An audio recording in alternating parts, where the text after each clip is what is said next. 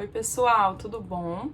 Aqui é a Sinara Lopes, nutricionista, e hoje eu vou falar um pouquinho sobre os transtornos alimentares e o diabetes, certo? Então, para começar, o que são transtornos alimentares, né? Os transtornos alimentares, eles se caracterizam por graves distúrbios que estão relacionados aos hábitos alimentares e ao comportamento alimentar.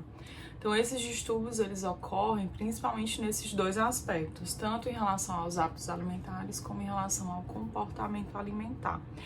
E esses transtornos alimentares, eles também podem estar associados a distúrbios da imagem corporal, né? É muito comum quando a gente estuda anorexia e bulimia, por exemplo, a gente vê que o paciente ele se enxerga de uma forma diferente do que ele realmente é quando ele se olha no espelho, principalmente as mulheres, que é o público que é mais atingido por esses dois tipos de transtorno alimentar, né? Tanto anorexia como bulimia.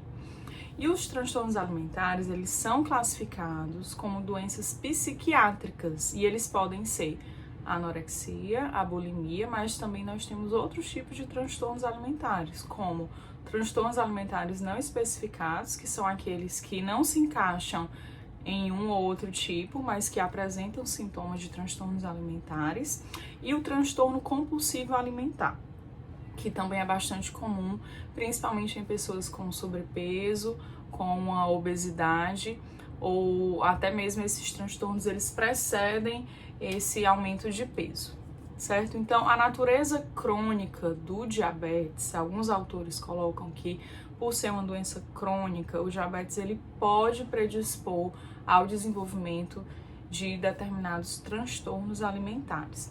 Tô olhando aqui no meu bloquinho os principais pontos que eu anotei para conversar com vocês. Então, em relação ao diabetes, por que essa natureza crônica do diabetes poderia desencadear os transtornos alimentares?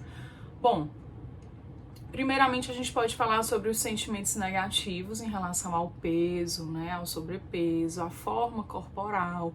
Esses sentimentos negativos, eles levam a uma redução do autocuidado do paciente em relação ao diabetes, em relação ao uso da insulina. Essa redução do autocuidado leva ao aumento da frequência de hiperglicemia, né? Essa glicemia ela aumenta e ela fica mais descontrolada. A redução do sono, redução da energia da pessoa para fazer suas atividades cotidianas. E isso pode levar a um processo de depressão, a uma ansiedade, a um isolamento social, pode aumentar a culpa que a pessoa sente ou o medo que a pessoa sente de uma certa forma, né? Então, tudo isso leva a um ciclo onde a natureza crônica do diabetes pode desencadear aí toda essa redução de autocuidado e piora da glicemia, etc. E essa descompensação do diabetes muitas vezes leva à redução de energia da pessoa, como eu já falei, redução de libido, redução de autoestima e de concentração para a pessoa realizar as suas atividades. Então, tem todo esse processo que envolve os transtornos alimentares e o diabetes e os transtornos alimentares. Não é incomum pessoas com diabetes sofrerem de transtornos alimentares. E a correlação entre diabetes e transtornos alimentares é provavelmente associada ao desejo de perder peso, principalmente no diabetes tipo 1. O que acontece? O peso, ele pode muitas vezes ser manejado com o uso de insulina. Principalmente em adolescentes, isso é comum de acontecer. As adolescentes costumam manipular a insulina, aplicar a insulina de uma forma que leve à perda de peso. Menos insulina, maior a perda de peso. Então, muitas vezes elas deixam de aplicar a insulina e aí perdem realmente peso, mas isso tem uma consequência muito séria. O aumento da cetoacidose podendo levar a situações clínicas muito perigosas e podendo chegar até a morte mesmo. Então, essa condição de manipular as doses de insulina visando uma perda de peso, para uma perda de peso, ela é conhecida como diabulimia. E esse termo ele é reconhecido na sociedade científica como uma espécie de transtorno alimentar também. Então, a redução, só recapitulando, a redução das aplicações de insulina leva à redução do carboidrato absorvido, da glicose que vai ser absorvida e vai levar à diminuição do ganho de peso. Né? O que eu explico muito para as minhas pacientes, que quando eu vou atendê-las, elas perguntam, a insulina engorda? Eu digo, não, não engorda. A insulina não engorda. O que engorda é o consumo de alimentos em excesso. Então, se você consome carboidratos em excesso, você vai ter que aplicar mais insulina e isso sim leva a um ganho de peso. Se você come adequadamente, não será necessário aplicar mais insulina e esse ganho de peso ele não vai acontecer de uma forma indevida. Tento deixar isso bem claro para elas, exatamente como uma prevenção de o desenvolvimento de um transtorno alimentar. Isso é importante que vocês possam fazer também nos seus atendimentos. No caso de uma paciente que eu atendi, era uma adolescente, ela tinha 14 anos, 14 para 15 anos, e eu atendi junto com a mãe e o pai, e assim, eu notei que o pai dela se mostrava bastante preocupado em relação ao peso da menina. Foi muito delicado porque eu via que a preocupação não era nem da paciente, a preocupação era do pai. Né? Então ele ficava toda hora repetindo que porque a fulana tem que perder peso, porque ela fica mais bonita se ela perder um pouco mais de peso. E assim, eu fiquei muito preocupada com aquilo, né? E na própria consulta eu reforcei várias vezes que ela era uma menina linda, que o corpo dela era lindo, que ela não precisava perder peso naquele momento. E eu foquei a consulta na reeducação alimentar e no controle da glicemia. E não só na perda de peso. Claro que ela perdeu peso, mas essa perda de peso ela foi reflexo dessa redução do consumo alimentar. Né? Não foi assim, uma perda de peso, uma consulta voltada especificamente para a perda de peso, até porque ela não estava com sobrepeso. Ela tinha ganho peso, alguns quilinhos, mas ela estava de férias, né? Nas férias sempre tem uma liberação a mais da alimentação, sai com os amigos e etc. Então, sai um pouco da rotina, mas eu me preocupo muito com esse tipo de situação. E aí, né, nesses casos, é necessário conversar com a família, né, explicar que existe um transtorno alimentar que é próprio do diabetes, que é a diabulimia, e que eles teriam que ficar atentos ao comportamento, né, da filha, para que isso não ocorra, porque isso pode ter graves consequências, como eu disse, a cetoacidose e, inclusive, pode levar à morte.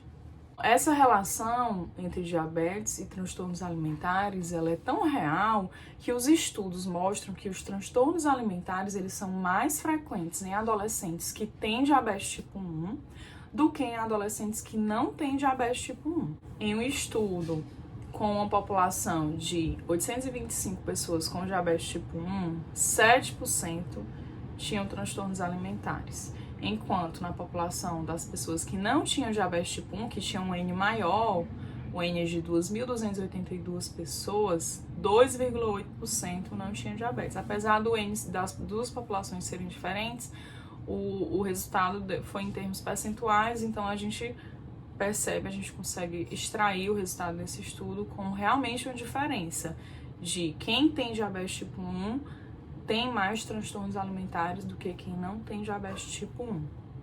Então isso é importante frisar para que a gente possa tentar prevenir, de certa forma, o aparecimento dos transtornos alimentares nos nossos pacientes com o DM1. E no DM2, o que acontece no diabetes tipo 2? No diabetes tipo 2, os transtornos alimentares mais prevalentes, né? O transtorno alimentar mais prevalente é o transtorno compulsivo alimentar. Alguns estudos mostram até perto de 60% dos pacientes têm transtorno compulsivo alimentar, é um número bem expressivo. Enquanto que no diabetes tipo 1, os mais comuns são a anorexia e bulimia, no diabetes tipo 2, o mais comum é o transtorno compulsivo alimentar. Quando a gente analisa pessoas com diabetes, a gente percebe que existe um risco maior de transtornos alimentares, e quando a gente analisa pessoas com transtornos alimentares, existe um risco maior de desenvolver diabetes. Então, é uma relação aí bem intrínseca. Em um estudo de um centro de tratamento para transtornos alimentares com 2.342 pacientes, houve um maior risco de diabetes tipo 2 quando comparados a pessoas sem transtornos alimentares. certo? Então, de todas essas pessoas que tratavam transtornos alimentares, quem tinha transtorno alimentar tinha maior risco de desenvolver o diabetes tipo 2 quando essas pessoas foram comparadas a quem não tinha transtornos alimentares. E aí, no final do estudo, a prevalência de diabetes tipo 2 entre quem tinha transtornos alimentares foi de 5,2% e de 1,7% de quem não tinha transtornos alimentares, né? Então, para a gente perceber aí que essa relação, ela é realmente uma relação de mão dupla. Quem tem diabetes tem mais chance de desenvolver transtornos alimentares e quem tem transtornos alimentares tem mais chance de desenvolver o diabetes. E aí vem uma pequena observação. O transtorno compulsivo alimentar, ele ocorre mais em homens do que em mulheres. Normalmente, o sexo masculino aí, ele vem mais carregado dessa chance de desenvolver o transtorno compulsivo alimentar. Tanto o IMC elevado, como um pior controle da glicemia têm sido apontados, esses dois fatores têm sido apontados como significativos na ocorrência de transtornos alimentares. Então, aquela pessoa que tem sobrepeso, que já tem uma glicemia ali descontrolada, tem mais chance de desenvolver os transtornos alimentares. E outras comorbidades psiquiátricas também podem acontecer concomitantes aos transtornos alimentares, como, por exemplo, a própria depressão, transtornos de ansiedade, distúrbios de personalidade, podem ocorrer agravando o quadro clínico tanto dos transtornos alimentares como do diabetes em si. Então, isso não é incomum de acontecer. O DCCT, o Diabetes Control and Complication Trial, foi um grande estudo em diabetes, com diabetes tipo 1, e ele evidenciou uma série de dados, né, dados que hoje a gente usa em relação ao diabetes tipo 1. Foi um estudo com um N bem grande. Então, notou-se nesse estudo que é mais difícil obter um controle metabólico em adolescentes com diabetes tipo 1, por diversos fatores, pela própria puberdade, fatores familiares, fatores psicossociais envolvidos, né? Então, a adolescência já é aquele período mais complicado da pessoa, tem uma certa rebeldia envolvida muitas vezes, então já é difícil manejar, né? Eu tenho vários pacientes que são adolescentes com diabetes tipo 1 e que a gente percebe realmente que é mais difícil manejar nesse público do que em criança, por exemplo, e do que em adulto. Na presença de transtornos alimentares, percebe-se que há um aumento de hemoglobina glicada e também um atraso do crescimento e do desenvolvimento como um todo e inclusive do desenvolvimento puberal. Também é importante a gente ficar atento a isso. E aí, o que pode acontecer, né? Com esse descontrole metabólico, pode haver mais cetoacidose, pode haver mais episódios de hipoglicemias, né? E episódios graves de hipoglicemias, que são aquelas hipoglicemias menores do que 50 mg por decilitro. Em outro vídeo, eu mostrei como é que corrige a hipoglicemia. Lá no Instagram também tem post explicando como é que corrige a hipoglicemia. Mas só lembrando que a correção de hipoglicemia entre 50 e 70 mg por decilitro, ela deve ocorrer com 15 gramas de carboidrato e abaixo de 50 mg por decilitro, ela deve ocorrer com 30 gramas de carboidratos. Voltando às complicações que podem ser mais frequentes, a cetoacidose, hipoglicemias graves, complicações crônicas, tanto micro quanto macrovasculares. Aquelas complicações próprias do diabetes, que a gente já conhece, elas ocorrem de forma mais precoce nessas pessoas que têm transtornos alimentares e continuam aí com descontrole glicêmico. A omissão da dose de insulina é um dos fatores que mais se associam com complicações como a retinopatia diabética e a doença renal do diabetes. Isso em jovens com diabetes tipo 1. Falamos sobre os transtornos alimentares de uma forma geral, agora eu queria falar um pouquinho sobre cada um, né? Começando pela anorexia nervosa. A anorexia, ela é uma distorção da imagem corporal em que ocorre um medo, mas não um medo comum, um medo mórbido, né? Um medo exagerado de engordar. Existe uma distorção de imagem, a pessoa se enxerga diferente daquilo que ela realmente é, e associada a essa distorção tem aí esse medo mórbido de engordar. A pessoa realmente desenvolve essa relação com a sua imagem. E na maioria das vezes, restrição ou seleção de determinados alimentos, ela ocorre na anorexia. Então, a pessoa restringe muito a alimentação ou seleciona aqueles alimentos que ela vai comer ou não vai comer. Quais são os fatores predisponentes, né? O que pode predispor ao desenvolvimento da anorexia? Modificações no comportamento alimentar, realização constante de diferentes tipos de dieta. Aquela pessoa que está sempre com aquela ideia fixa de dieta disso, dieta daquilo, né? Surge uma dieta nova aí na mídia e ela já quer seguir a dieta nova. Então, esses fatores, esses comportamentos, eles podem predispor ao início e ao desenvolvimento da anorexia nervosa. E como é que é o quadro clínico da anorexia? Como é que a gente caracteriza a anorexia? Uma perda de peso importante, mais de 15% de perda de peso, com o IMC abaixo de 17,5, associado a esse distúrbio de imagem corporal que eu já falei. A anorexia ela ocorre mais em mulheres, né? Em mulheres também deve-se investigar os ciclos menstruais irregulares, mas não é necessário uma amenorreia maior do que, com duração maior do que 3 meses, para se identificar que a menina tem anorexia. Nos homens pode estar presente também uma redução de libido, né? Também é um indicativo de anorexia. A anorexia ela pode ser classificada como restritiva ou purgativa. Na anorexia restritiva é onde a pessoa restringe realmente a alimentação, né? Consome muito poucos alimentos que são referentes a baixíssimas calorias durante o dia. E a purgativa é aquela onde a pessoa desenvolve mecanismos de compensação. Quais são esses mecanismos de compensação? Pode ser o vômito, pode ser o uso de laxantes, o uso de diuréticos e a manipulação das doses de insulina. Então, aquela paciente, vou me referir ao sexo feminino porque é o público que mais sofre com esse tipo de transtorno alimentar. Então, aquelas meninas que têm um distúrbio de imagem, que fazem restrição alimentar e manipulam as doses de insulina visando perda de peso, podem ser encaixadas nessa categoria, anorexia nervosa, da forma purgativa, porque essa manipulação da dose de insulina, ela caracteriza-se como um mecanismo de compensação para a perda de peso. No paciente com diabetes tipo 1 e anorexia, a alimentação irregular ou períodos de jejum podem levar a quadros frequentes e graves de hipoglicemia. Então, essa hipoglicemia ela pode ser muito séria e muito grave nesses pacientes.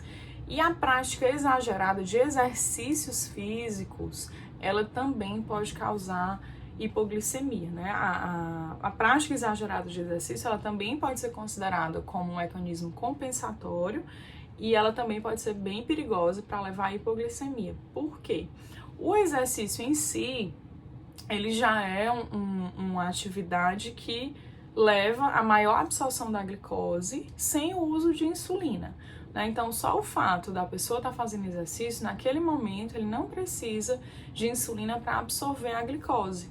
Então, isso leva a maior absorção da glicose, então, baixa a glicemia. Mas essa redução de glicemia, ela não ocorre só no momento do exercício. Ela ocorre nas próximas 4 ou 5 horas também. Então, quem faz exercício físico, independente de ter transtorno alimentar ou não, deve monitorar esses níveis de glicemia até tardiamente, né? Depois do exercício. 4 a 5 horas após o exercício. Quem faz exercício à noite tem que monitorar a glicemia de madrugada. Por isso que é indicado fazer o exercício físico mais pela manhã, para quem tem diabetes, para evitar picos de hipoglicemia durante a madrugada. Mas esse aumento, essa prática compensatória de exercícios físicos em quem tem diabetes tipo 1 principalmente, ela pode ser um mecanismo relacionado aí à anorexia e ela pode levar a episódios sérios de hipoglicemia, certo? Então fica aí o lembrete de monitorar os níveis glicêmicos além do exercício, além daquele momento do exercício, até 4 a 5 horas depois da pessoa se exercitar. E a bulimia, né? Qual é essa relação entre bulimia e o diabetes? A bulimia é o transtorno alimentar mais frequente em pessoas com DMI1. Não é a anorexia, a bulimia é o mais frequente. A bulimia ela pode ocorrer em cerca de 30% das meninas com diabetes tipo 1. Né? É bem alta a frequência de bulimia. E às vezes a gente não enxerga isso. Na bulimia ocorre uma tentativa de compensação após a ingestão alimentar. A anorexia ela não tem essa relação tão direta com o momento da ingestão alimentar. Os mecanismos de compensação eles existem, mas não necessariamente são após a ingestão alimentar. Na bulimia isso já ocorre sim, de uma forma bem mais clara. O mecanismo de compensação ocorre após a ingestão alimentar e também pode ser classificada em duas formas, purgativa e não purgativa. A forma purgativa caracteriza-se nos pacientes com diabetes tipo 1 pela alteração deliberada das doses de insulina, como eu já exemplifiquei quando falei da anorexia, diminuindo a dose ou deixando totalmente de usar a insulina visando a perda de peso, né? Isso eu já falei bem aqui. E pode ocorrer também ainda vômitos, o uso de laxantes, o uso de enemas e de diuréticos, né? Como também na anorexia. A omissão de insulina ela é considerada como um uso inapropriado de medicamentos para perda de peso, né? Ela tem essa classificação.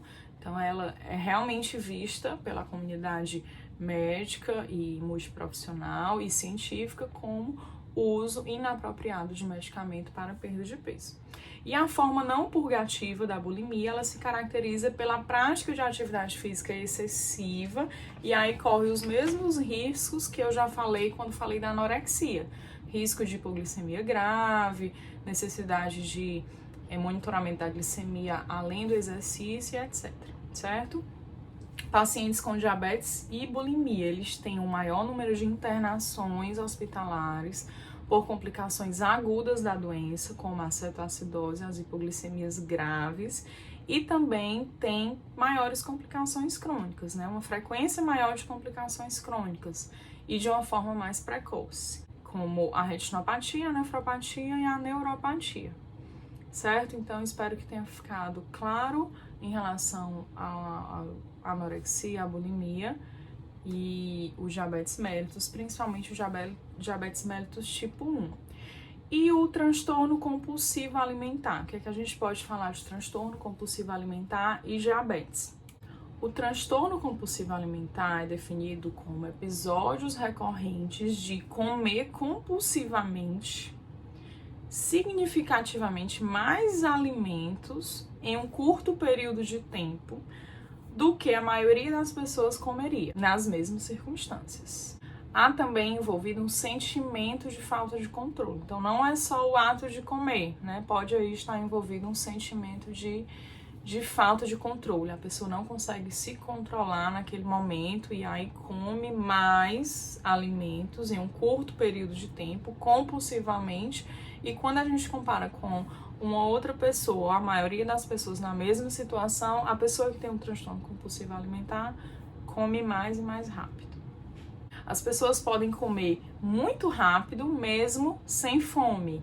E aí pode ter uma série de sentimentos envolvidos, como culpa, vergonha por ter comido daquela forma, um certo desgosto. E as pessoas também costumam comer sozinhas para ocultar esse tipo de comportamento. Os transtornos alimentares, eles vêm muito acompanhado disso, né? Desse isolamento. Os pacientes, eles não querem demonstrar que tem aquele transtorno. Às vezes eles não têm consciência de que tem, mas às vezes eles têm consciência de que aquele ato, talvez não tenham consciência de que existe um transtorno psiquiátrico envolvido, mas eles têm consciência de que aquele ato, o ato purgativo, o ato de vomitar, né, de fazer mais exercício de forma compensatória, de usar as doses de insulina de forma inadequada visando a perda de peso, esses atos compensatórios, eles têm essa consciência de que não seria o mais adequado para o seu tratamento. Então, muitas vezes, eles escondem esses atos e o comer compulsório, ele também é um ato desse tipo, né? Um ato que eles preferem esconder. Então vem esse sentimento, todos esses sentimentos que eu falei, eles podem vir relacionados ao transtorno compulsivo alimentar em quem tem diabetes. E qual é a frequência desses episódios para ser considerado como transtorno compulsivo alimentar? São episódios que ocorrem em média pelo menos uma vez por semana durante 3 meses. Então, às vezes, isso passa despercebido, né? Hoje em dia, com tantas opções de alimentos, né? Com tanta facilidade, você pega um aplicativo e pede o que você quiser pelo aplicativo, chega na sua casa e você quase não tem trabalho, você não tem trabalho nem de pegar o cartão de crédito para pagar, porque o cartão de crédito já está cadastrado ali no aplicativo. Então, com toda essa facilidade nos supermercados, variedade de alimentação industrializada, isso muitas vezes pode passar desapercebido. E se a gente, como profissional de saúde, não investiga da maneira correta, aí fica mais difícil de alcançar o tratamento desse paciente. O transtorno compulsivo alimentar, ele é mais comum em pessoas com diabetes tipo 2, como eu também já falei, e ele pode estar associado ao sobrepeso e à obesidade e até mesmo preceder esse sobrepeso e essa obesidade. Pacientes com transtorno compulsivo alimentar comem compulsivamente, mas eles não fazem nenhuma prática compensatória. Então, isso é o que isso diferencia bem dos outros transtornos alimentares que eu já falei. E normalmente esses pacientes eles já têm dificuldades no controle do diabetes e na redução do peso, pelo fato de comer compulsivamente mesmo, né? Se a pessoa come compulsivamente, certamente a glicemia vai aumentar, o controle metabólico vai piorar e a perda de peso vai ser mais dificultada. E as complicações também podem chegar de uma forma mais precoce devido a essa hiperglicemia permanente. E os transtornos alimentares não especificados, né, uma outra forma de transtornos alimentares, são aqueles transtornos que apresentam alguns sintomas, mas são sintomas um pouco mais inespecíficos, onde o corpo clínico não consegue diferenciar onde eles se encaixam. E aí existe essa classificação de transtornos alimentares não especificados, que também é importante porque a gente vai saber que existe um transtorno alimentar, vai tentar tratar de acordo com os sintomas de cada paciente, mas não necessariamente ele vai se encaixar na anorexia, na bulimia ou no transtorno compulsivo alimentar.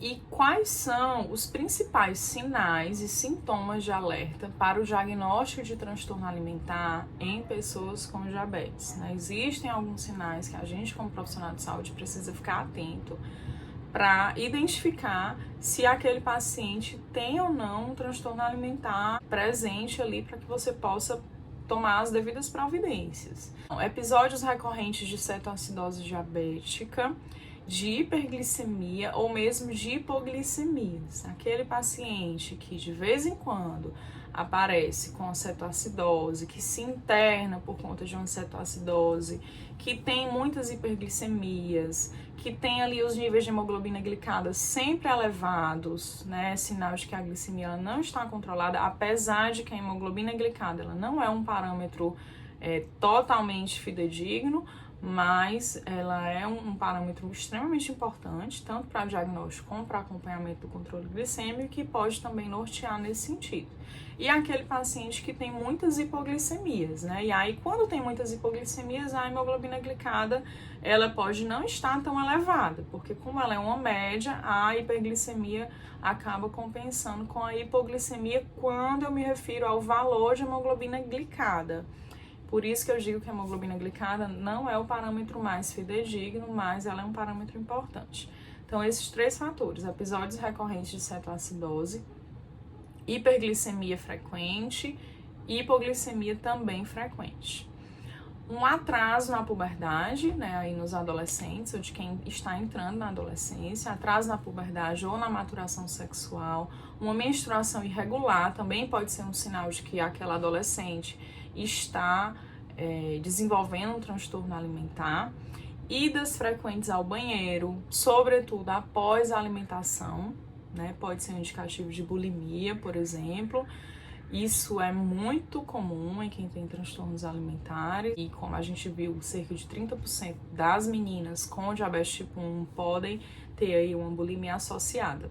episódios frequentes de infecções, náuseas e dores de estômago também podem ser um indicativo de transtornos alimentares, atraso na cicatrização de infecções, de feridas, de contusões como um todo, problemas dentários, né, porque pode ocorrer a perda do esmalte dentário devido aos episódios de vômito, flutuações no peso ou uma perda grave ou um ganho rápido de peso sem explicações clínicas. Então, aquele paciente que flutua muito no peso, a gente pode também desconfiar de transtornos alimentares, uma osteopenia ou uma osteoporose, porque os nutrientes eles não vão estar sendo absorvidos devidamente, né? E aí essa pessoa vai ter uma deficiência de cálcio e pode desenvolver essas condições clínicas.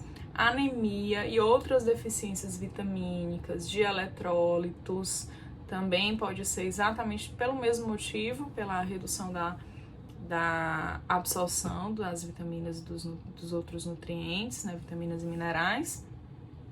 O início precoce das complicações, especialmente a neuropatia, a retinopatia e a nefropatia. Aquele paciente ou aquela paciente que desenvolve muito rápido essas condições clínicas, sem nenhuma explicação clara, né, pelo seu quadro de doença, a gente pode desconfiar também de que ele pode estar desenvolvendo um transtorno alimentar.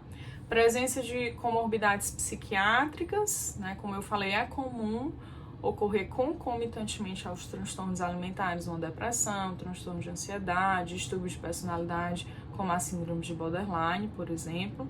Pedidos frequentes para mudar o plano alimentar, né? Então, pode ser que você trate um paciente com diabetes tipo 1, que ele sempre, não, vamos mudar essa dieta não tá dando certo. Pedidos muito frequentes de mudar estratégias nutricionais, enquanto você olha para o paciente e vê que ele está bem nutricionalmente, ou aquele plano alimentar ele está adequado, mas mesmo assim ele insiste em mudar, pode ser um indicativo. Insistência isso é importantíssimo, insistência na autoadministração de insulina de maneira privada, né? Então, ali no início da doença, a gente entende que o paciente ainda não está acostumado à aplicação de insulina e muitas vezes ele pode querer aplicar essa insulina de uma forma mais reservada. Mas quando isso se prolonga muito, a gente pode também pensar que ele está manipulando essas doses de insulina visando uma perda de peso. E a crença fundamental de que a insulina engorda, né? Essa crença de que a insulina engorda, eu já expliquei aqui que não é a insulina em si que engorda, a insulina é um hormônio anabólico, mas ela vai promover uma maior absorção de glicose. E aí o excesso da ingestão de glicose e carboidratos como um todo é que pode provocar esse ganho de peso, não está diretamente relacionado à insulina. Um conhecimento do teor de carboidratos de uma forma assim, que chame muita atenção, de uma forma muito exagerada, né? Aquela menina que chega no consultório e que sabe exatamente quanto de carboidrato tem em todos os alimentos que ela consome. Às vezes nem o nutricionista sabe decorado o teor de carboidratos, mas a paciente sabe. Então isso aí pode chamar atenção também para o desenvolvimento de transtornos alimentares. Caso ocorra de forma concomitante o transtorno alimentar com o hipotireoidismo, o uso abusivo do medicamento que é prescrito para essa condição, a levotiroxina, também pode ser um indicativo, e o uso abusivo de metformina. A metformina é um medicamento que é medicamento de primeira escolha, um tratamento de diabetes tipo 2, e que ele leva a uma discreta perda de peso. E aí o paciente pode usar abusivamente a metformina visando essa perda de peso. Isso também pode ser um indicativo de transtornos alimentares. E em relação ao tratamento, como deve ser o tratamento do transtorno alimentar? Bom, quanto mais precocemente for diagnosticado o transtorno alimentar, melhor será o prognóstico de cura, né? Então existe cura, existe um tratamento, mas quanto antes, melhor. Então, deve-se determinar no momento do diagnóstico se há risco de vida e se há necessidade de hospitalização. Lá no hospital que eu trabalho, tem alguns leitos que são da psiquiatria e que, de vez em quando, a gente vê internações por transtornos alimentares, né? Então, isso é real e realmente deve ser avaliado se existe essa necessidade de hospitalização para tratar de uma forma mais intensificada esse transtorno alimentar. O tratamento ele deve ser feito com uma equipe multiprofissional, né? Hoje em dia não dá para pensar em tratamentos da maioria das doenças sem pensar numa equipe multiprofissional, sendo a presença do nutricionista fundamental no acompanhamento desse paciente. Sempre visando aí a reeducação em relação à alimentação. É um processo lento, é um processo que realmente exige interação interdisciplinar, exige essa multidisciplinaridade com a equipe da psiquiatria, com toda a equipe envolvida da psicologia também, para que esse paciente evolua de uma forma satisfatória. Então, existe também a necessidade do tratamento psicoterápico individual com o intuito de trabalhar a autoestima, trabalhar a imagem corporal, estabelecer também um apoio psicológico e familiar. Apoio familiar é importante para o tratamento do diabetes, né? Já falei disso em outras ocasiões, e para o tratamento do transtorno alimentar. Então, apoio familiar, o paciente tem uma rede de apoio, se não for da família, tem uma rede de apoio que ele confia, é extremamente importante. Na anorexia, a terapia ela envolve 3 fases principais. A restituição do peso, né? Primeiro a gente vai pensar em restituir esse peso, sabendo que essa restituição ela não pode ser uma restituição que assuste a paciente, né? Porque naquele momento ela não vai querer ingerir mais calorias. Tudo isso vai ser um processo. Lembra que eu falei que os transtornos alimentares, eles são distúrbios relacionados aos hábitos alimentares e ao comportamento alimentar. Então, isso não se resolve do dia para a noite. A gente precisa pensar em restituir o peso, mas sabendo que vai ser uma coisa transitória, né, que vai ser algo que pode ser mais lento. Depois, a gente pode pensar em um tratamento dos distúrbios psicológicos, né, como a própria distorção da imagem corporal, baixa autoestima e conflitos interpessoais. Eu falo a gente, não só a gente nutricionista, a gente como equipe multidisciplinar, porque quem vai tratar essa parte vai ser principalmente a equipe da psiquiatria e da psicologia. A orientação, ela deve ser dada ao paciente e à família, né, como eu falei, do apoio familiar, e isso algumas coisas devem ser frisadas também à família, por exemplo, quanto à necessidade de reduzir ou até mesmo de parar a atividade física. A família ela tem que estar ciente do tratamento daquele paciente ou daquela paciente. Medicações antidepressivas devem ser evitadas na fase inicial do tratamento, pois a recuperação de peso corporal também diminui os sintomas de depressão. Então, isso aí vai ser avaliado junto à equipe médica e o psiquiatra ali daquela equipe que vai decidir em relação a essa prescrição. E quando necessário, os indicados são inibidores de recaptação de serotonina. Estou falando isso a título de informação mesmo, mas lembrando que quem vai prescrever esses medicamentos, claro, né, que vocês sabem disso, vai ser a equipe médica. Na bulimia, o primeiro objetivo do tratamento é a redução dos comportamentos de compulsão alimentar e dos comportamentos purgativos. A gente vai tentar diminuir esses episódios, tanto de compulsão como os episódios de purgação, certo? Uma psicoterapia individual, principalmente com a terapia cognitiva comportamental ou interpessoal, né, que aí vai muito a equipe da psicologia, além da terapia familiar, informações à família, o tratamento ele deve envolver a rede de apoio que aquele paciente tem e estão indicados como mais efetivos no tratamento do quadro de bulimia. O uso para nós nutricionistas, o uso do diário alimentar, ele ajuda muito, né? Entregar um diário alimentar para a paciente, pedir para ela anotar o que ela comeu, anotar se houve episódios de purgação ou não. E isso a gente vai trabalhando de uma forma bem leve para não assustar o paciente, de uma forma tranquila, para que a gente consiga reduzir esses episódios, tanto de compulsão como episódios purgativos. Indivíduos com transtornos alimentares frequentemente não reconhecem ou admitem que estão doentes, né? Isso é mais difícil ainda de ser percebido pelo paciente e pela própria família do paciente quando tem o diabetes envolvido, né? Porque ter diabetes já é assim uma mudança saber que tem um diagnóstico de diabetes já é uma mudança tanto para o paciente como para toda a rotina familiar. Os meus pacientes, eu tenho vários relatos, assim, de pacientes que descobriram que tinham diabetes, né, diagnosticaram diabetes, envolveram a família, mas, assim, tem alguém na família que ou não aceita bem a doença daquela pessoa, ou não contribui para o tratamento de uma forma adequada. Então, é bem difícil, tem que envolver realmente a família. A gente, como profissional de saúde, tem que saber, na medida certa, né, como envolver isso. E quando existe o diabetes e o transtorno alimentar, se torna mais difícil ainda. E a gente precisa entender e se colocar no lugar daquelas pessoas, né? Do paciente, dos pais, dos irmãos, do cuidador, enfim, de quem está ali naquela rede de apoio.